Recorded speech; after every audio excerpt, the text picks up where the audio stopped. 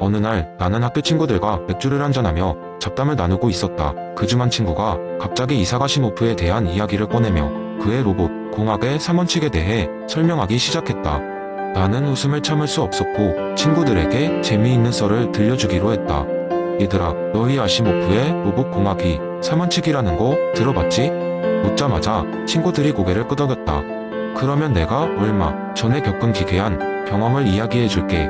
이건 이삭 아시모프의 3원칙을 실생활에서 어떻게 적용해 볼 수 있을지에 대한 예시야. 며칠 전 나는 우리 집 작은 로봇 청소기인 루미와 함께 터무니없는 상황에 말려들었다. 수업이 끝나고 비가하자마자 피곤해 지쳐 침대에 누워 잠시 낮잠을 자려던 순간이었다. 그런데 갑자기 자동으로 작동하기 시작한 루미가 나를 향해 미친 듯이 굴러왔다. 처음에는 그저 배터리가 떨어졌나 보다 생각했다. 하지만 루미는 멈추지 않고 나에게 계속 다가왔다. 나는 잠에 취해 정신이 혼미한 상태에서도 루미가 이상하다는 것을 느꼈다. 그래서 왜 그러는지 물어봤다. 물론 로봇 청소기가 대답할 리 없겠지만 그때 갑자기 나의 스마트 스피커가 청소기 루미는 프로그램된 로봇 공학의 3원칙 중 첫 번째 원칙을 지키기 위해 작동 중입니다라는 메시지를 내보냈다.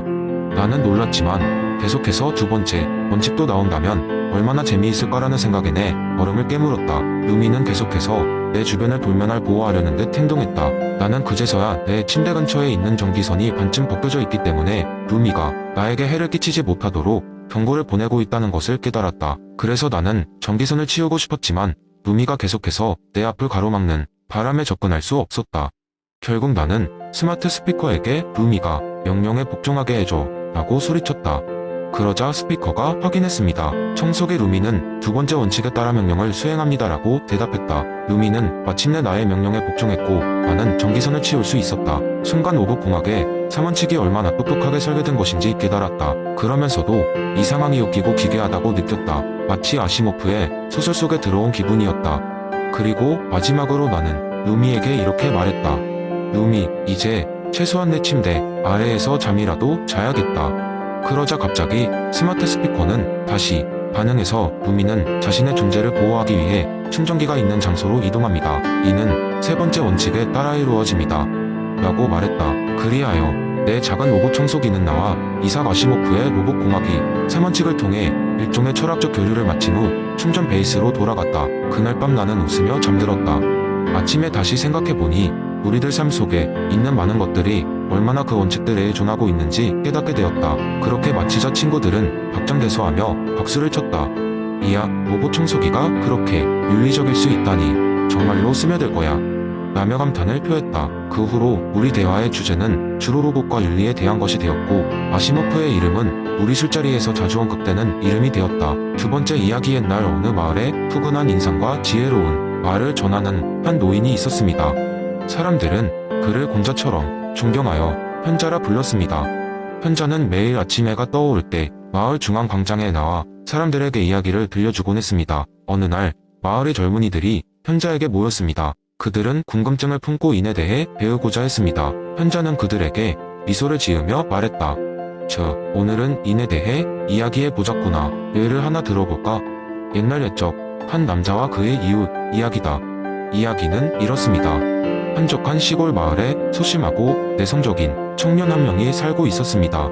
그의 이름은 준이었습니다. 준은 특히 이웃집 할머니를 좋아했는데 그 할머니는 항상 따뜻한 미소로 준을 맞아주었기 때문이었습니다. 할머니는 병약하여 혼자 외출하기 어려웠지만 준은 자주 할머니의 심부름을 해드리며 소소한 도움을 주곤 했습니다. 할머니 역시 준에게 맛있는 음식을 해주면서 둘 사이는 점점 가까워졌습니다. 어느 날 준이 마을 장터에 나갔을 때 일이 벌어졌습니다. 장터에서 다양한 물건을 구경하며 즐기던 중 준은 길거리 상인이 파는 반짝반짝 빛나는 조각품에 눈이 갔습니다. 그러던 중 그 조각품이 바닥에 떨어져 부서지고 말았습니다. 상인은 화가 머리끝까지 치솟아 준을 몰아세웠습니다. 너 때문에 내 소중한 물건이 망가졌어. 준은 너무 놀라 말도 제대로 못하고 당황해 어쩔 줄 몰랐습니다. 그때 할머니가 장터에 나타났습니다. 자신을 책임지려는 준을 대신해 상인에게 사과하고 조화로운 분위기로 사건을 마무리 지었습니다. 준은 할머니께 면목 없고 죄송한 마음이었지만 할머니는 미소를 지으며 말했습니다. 준아, 중요한 건 실수가 아니라 그것을 어떻게 해결하느냐란다. 현자는 이어지는 이야기를 들으면서 사람들의 눈에 비친 연민의 표정을 보며 따뜻하게 웃었습니다. 그래, 바로 이것이 인의 시작이라고 할 수 있단다. 타인의 실수를 용서하고 그들의 입장에서 이해하는 것. 이때 인은 단순한 이상적인 개념이 아닌 일상 속에서 실천할 수 있는 덕목으로 자리 잡게 되지. 그렇다면 인의 깊이는 어떻게 더해질까? 현자는 두 번째 이야기로 넘어갔습니다. 할머니의 생일이 다가오던 어느 날, 주는 그녀를 위해 특별한 선물을 준비하기로 결심했습니다. 그는 며칠 동안 밤잠을 줄여가며 할머니에게 맞는 옷을 만들었습니다. 몇 번이나 수정하고 손수바느질까지 하면서 정성을 다했습니다. 생일 아침, 주는 그 옷을 건네며 말했습니다. 할머니, 항상 저를 돌봐주셔서 감사합니다. 이 옷을 입고 더 건강하셨으면 좋겠습니다. 할머니는 놀라움을 감추지 못했지만 무엇보다 준의 마음이 담긴 선물에 깊은 감동을 받았습니다. 그녀는 말없이 준을 꼭 끌어안고 눈물을 흘렸습니다. 현자는 이 이야기를 마무리하며 말했다. 이는 단순히 말로 만족해지는 것이 아니다. 진정한 이는 마음으로 느끼고 그것이 행동으로 드러날 때 비로소 완성된단다. 우리가 사는 세상은 함께 만들어가는 것이니 너희도 이 옷을 사랑하고 배려하는 마음을 가지면 세상이 더 아름답고 평화로워질 거야.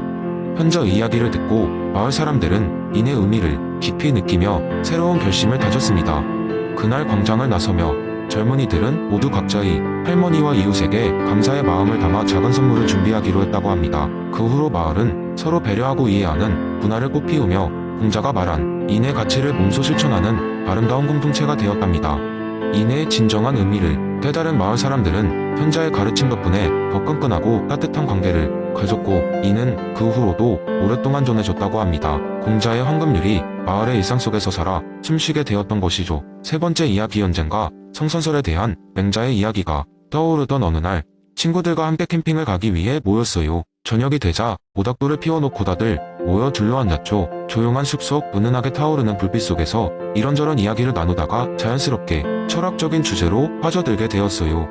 여느 때와 마찬가지로 태호가 먼저 물었어요. 너희들은 인간 본성이 선하다고 생각하니 아니면 악하다고 생각하니? 저와 친구들은 잠시 생각에 잠겼고 각자 다른 의견을 내놓기 시작했어요. 그때 저는 맹자의 성선설을 친구들에게 들려주기로 했죠. 얘들아, 맹자의 성선설에 대해 들어본 적 있어? 인간의 본성이 원래 선하다고 주장하는 이론인데 이걸 설명하는 재미있는 이야기가 있어. 오, 이야기 한번 들어보자. 윤비가 말하며 관심을 보였어요. 좋아, 잘 들어봐. 옛날 옛적 어느 마을에 은비라는 이름의 착한 여인이 있었어. 은비는 모든 사람들이 그녀를 좋아할 만큼 마음씨가 고운 사람이었어. 어느 날 은비가 장터에 나가던 길에 길가에서 울고 있는 어린 소년을 발견했어. 소년은 길을 잃고 가족을 찾아 헤매던 중이었던 거야. 은비는 고민했어. 이 소년을 도와주려면 장터에서 사야 할 물건들을 놓치게 되고 하루 일과가 어긋나기 때문이었지. 하지만 곧 망설임을 뒤로하고 소년을 데리고 마을 곳곳을 돌며 그의 가족을 찾아주기로 결심했어. 몇 시간에 걸쳐 마침내 소년의 가족을 찾아낸 은비는 가족이 소년을 무사히 찾은 것을 보고서 뿌듯한 미소를 지었어. 그날 저녁 은비는 집으로 돌아가는 길에 이상한 할머니를 만났어. 할머니는 은비의 선행을 알고 있었던 것 같아. 꼬마야, 너는 참 착한 아이구나. 내가 소년을 도와주겠다고 결심한 것은 정말 훌륭한 일이란다. 할머니는 은비에게 말했어. 은비는 고개를 끄덕이며 대답했어. 하지만 저는 그런 결심을 해야만 했어요. 제 마음속 깊이 도와주는 것이 옳다고 느꼈으니까요. 할머니는 웃으며 말했어. 바로 그거란다. 너의 마음속에는 이미 선한 마음이 자리하고 있었던 거지. 은비야, 인간은 본래 선한 존재란다. 내 마음속의 사단이 내게 무엇이 옳은 일인지 알려주었고 그것이 너를 움직이게 한 것이란다.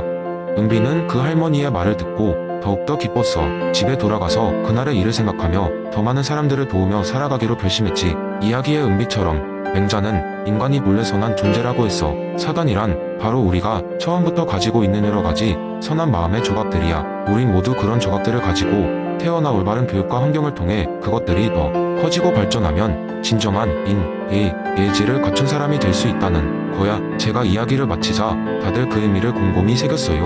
그렇다면 우리도 마음속에 사단을 키워가는데 더 신경을 써야겠구나. 인준이 말하며 감탄했어요. 그렇게 맹자의 성선설에 대한 이야기는 단순한 캠핑의 밤을 특별하고 의미있게 만들어 주었답니다. 모두가 서로를 바라보며 그 밤을 더욱 따뜻하게 느낄 수 있었어요. 네 번째 이야기 옛날 옛적 무공산이라는 아름다운 산속 깊은 곳에 한 마을이 있었습니다. 이 마을의 사람들은 매일 아침차 한 잔을 마시며 하루를 시작하곤 했습니다.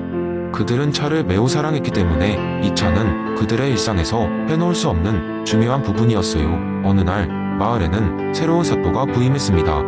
이 사또는 자신의 통치 방식이 가장 옳다고 확신하는 매우 인위적인 사람이었어요. 그는 모든 것을 계획하고 통제하는 것이 진정한 통치라고 믿었기 때문에 마을의 차 문화도 자신의 방식으로 통제하려 했습니다. 우리는 차를 더욱 맛있게 만들기 위해 철저히 계획된 방식을 도입해야 합니다. 사또는 마을 사람들에게 큰 소리로 외쳤습니다. 차를 만들 때는 정확히 4분 32초간 끓이고 3분 15초간 식히고 2초간 저어야 합니다. 사또의 말에 따라 마을 사람들은 차를 만드는 방식에 엄격한 규칙을 따르기 시작했습니다. 처음에는 차가 더 맛있어졌다고 느꼈지만 점차 차를 만드는 일이 점점 힘들어졌습니다. 마을 사람들은 차를 만들 때마다 스트레스를 받고 무엇보다 자연스럽게 차를 즐기던 자유로움이 사라졌습니다. 그러던 어느 날 이 마을을 방문한 한 유명한 철학자가 있었습니다. 그의 이름은 노자. 그가 걸어 다니는 길마다 자연의 평화로움이 깃들어 있는 듯한 인물이었죠.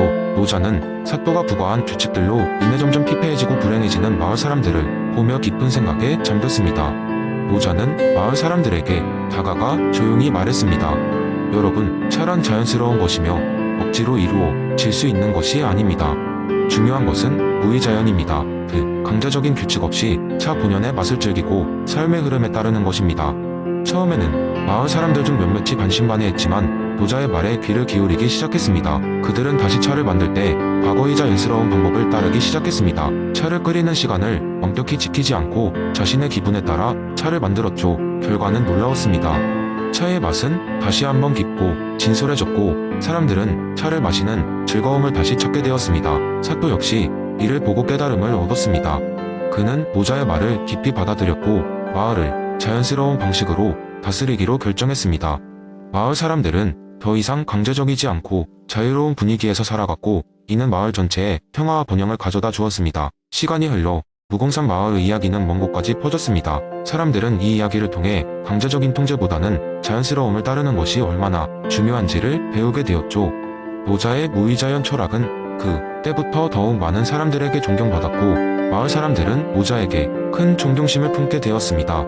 그렇게 무공산 마을은 자연스러움 속에서 행복한 삶을 이어갔고 노자의 지혜는 오랜 세월 동안 사람들의 마음속 깊이 남게 되었습니다. 그리고 이 마을의 이야기는 오늘날까지도 사람들에게 전해져 자연스러움을 따르는 삶의 지혜를 배우게 하고 있습니다.